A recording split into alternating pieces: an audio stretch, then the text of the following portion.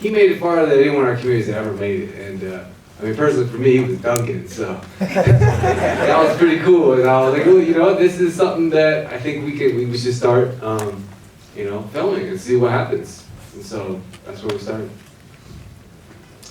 Additional questions? Yes, sir. How long was the total filming time? So that would be about his senior year in Harvard.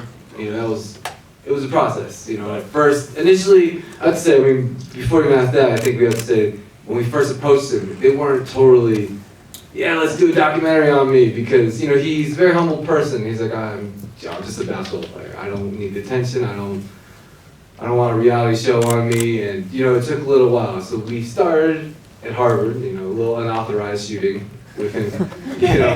And so that's it. So Harvard, so that was about 4 years ago. You, sir.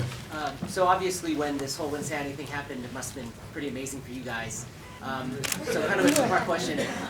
How did you guys feel when suddenly he started blowing up in New York? And secondly, if that hadn't happened, do you guys have any thoughts on how you would have shot the movie? Or Oh yeah, absolutely. I'll ask your second question first. But so up to that point, you know, I mean, we were on the same journey with Jeremy. We started this out as a web series. We didn't think this would be a documentary, and a lot of people said this is not a feature film. You know, they thought this would be good for the web. And for me personally, as a filmmaker, up to, you know, we were going on that journey as his goes down, we were also down. We're like, okay, we'll keep shooting. We don't know where this is going.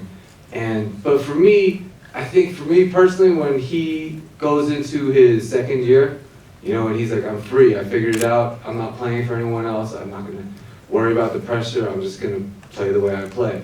And for me, that's, you know, I mean, on and on, that for me was a great ending, him walking into it. But then, you know, the first day he gets on the court, you know, for the Warriors, he gets cut. So we're like, okay, we got to keep on figuring out what this story is. And the first question you're saying, like, well, how do we feel when all that happened? I mean, he gave us an ending, right? We didn't have an ending, and he gave us the ending in February. You know, I think for us, it was crazy, it was awesome for us. But I think in twofold, if we go on this journey as filmmakers, you know, we kind of had two Linsanities, right? The first, when all that happened, and we have a great ending. And then the second time, when we got into Sundance.